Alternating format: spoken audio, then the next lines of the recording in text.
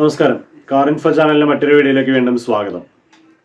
കഴിഞ്ഞ ദിവസം പുറത്തു വന്നൊരു വാർത്ത മലയാളത്തിലെ എത്ര മാധ്യമങ്ങളിൽ വന്നു എന്ന് ഉറപ്പൊന്നുമില്ല. പക്ഷെ സംഭവം സത്യമാണ്. മാരുതിയുടെ ഹിറ്റ് മേക്കർ ആക്കാൻ ശ്രമിച്ച് പൊട്ടിപ്പൊളിഞ്ഞ പാളീസായി എന്ന് പറയേണ്ട ഗതികേടിലേക്ക് എത്തിയ ജിംനി തിരിച്ചു വിളിക്കുന്നു. റീകോൾ. മാരുതിക്ക് ഇപ്പോൾ ഈ 2024 അത്ര നല്ല സമയമല്ല എന്ന് വേണം കരുതാനായിട്ട്. കാരണം 2023, 2024 ആയിട്ട് ഒട്ടുമിക്ക വാഹനങ്ങളും റീകോൾ ചെയ്യേണ്ട ഒരു ഗതികേടിലാണ് മാരുതി നിൽക്കുന്നത്. ജിംനിക്ക് പറ്റിയത് അതൊന്നുമില്ല.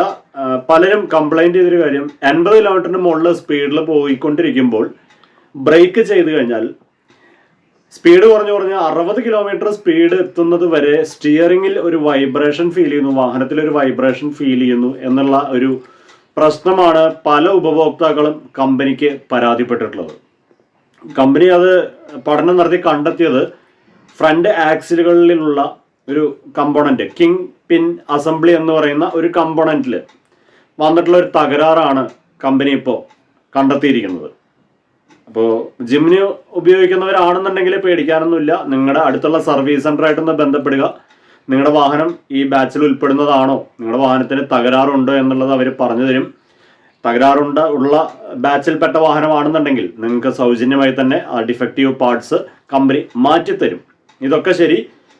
എന്തായാലും ജിംനിയുടെ തിരിച്ചുവരവ് മാരുതിക്ക് എന്താണ് നേടിക്കൊടുത്തത് എന്നുള്ളത് വീണ്ടും ചോദ്യചിഹ്നമാണ്.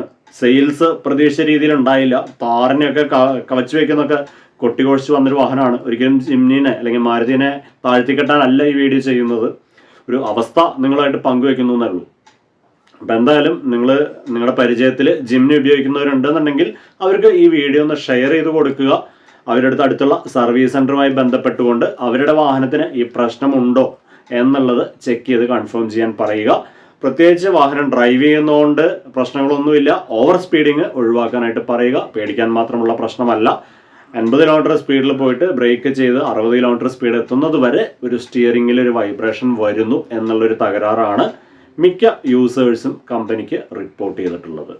അപ്പോൾ നേരത്തെ പറഞ്ഞു മറക്കണ്ട, നിങ്ങളുടെ സുഹൃത്ത് വലയത്തിൽ ജിംനി ഉപയോഗിക്കുന്നവരുണ്ടെങ്കിൽ ഈ വീഡിയോ ഒന്ന് ഷെയർ ചെയ്ത് കൊടുക്കുക. മറ്റൊരു വീഡിയോയുമായിട്ട് വീണ്ടും വരാം. അതുവരെ നന്ദി.